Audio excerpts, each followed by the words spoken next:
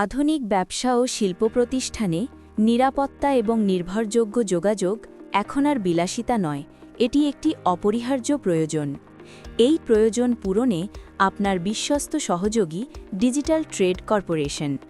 আমরা কর্পোরেটভাবে কাজ করি উচ্চমানের walkie talkie, repeater system, access control এবং বিভিন্ন আধুনিক সিকিউরিটি পণ্য নিয়ে।